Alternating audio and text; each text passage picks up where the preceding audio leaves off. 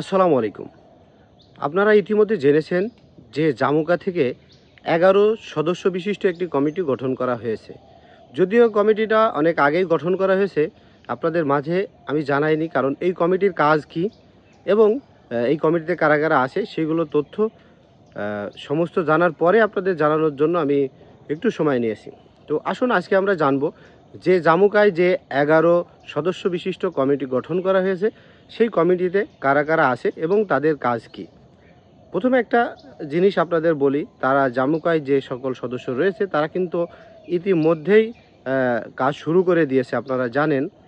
তো দেখুন, আসুন আজকে আমরা দেখে নিই আগে কমিটিতে কারা কারা আছে, তারপরে এদের কাজ সম্পর্কে অল্প কয়েক কথার মধ্যে আপনাদের মাঝে আমি জানিয়ে দেব। প্রথমে আছে জনাব ফারুকি আজম বীর প্রতীক, ইনি চেয়ারম্যান। তারপরে রয়েছে সদস্য সচিব শাহিনা খাতুন, মহাপরিচালক জাতীয় মুক্তিযোদ্ধা কাউন্সিল। ইশরাত চৌধুরী, সচিব মুক্তিযুদ্ধ বিষয়ক মন্ত্রণালয়। তারপর আছে সদস্য ক্যাপ্টেন অবসরপ্রাপ্ত নুরুল হুদা। সদস্য মেজর জেনারেল অবসরপ্রাপ্ত আজিজুর রহমান, ইনি বীর উত্তম। সদস্য জনাব হাবিবুল আলম বীর প্রতীক। সদস্য মেজর অবসরপ্রাপ্ত কাইয়ুম খান। সদস্য জনাব ইশতিয়াক আজিজ উলফাত।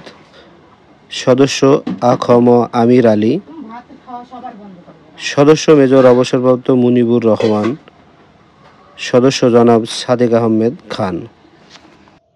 তো আপনারা যেগুলো মানুষ দেখতে পেলেন এর মধ্যে কিন্তু যিনি উপদেষ্টা হিসাবে আছেন এনাকে তো সবাই আপনারা চিনেন, ফারুকি আজম চৌধুরী, ইনি একজন বীর প্রতীক।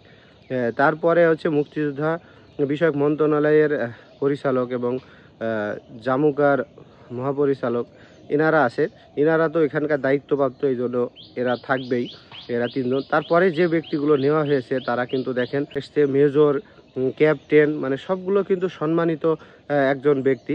তাদের কাজ কিন্তু যে প্রকৃত মুক্তিযোদ্ধা যারা তাদেরকে খুঁজে বের করা এবং যারা অমুক্তিযোদ্ধা আছে তাদেরকে মুক্তিযোদ্ধার তালিকা থেকে বাতিল করে দেওয়া।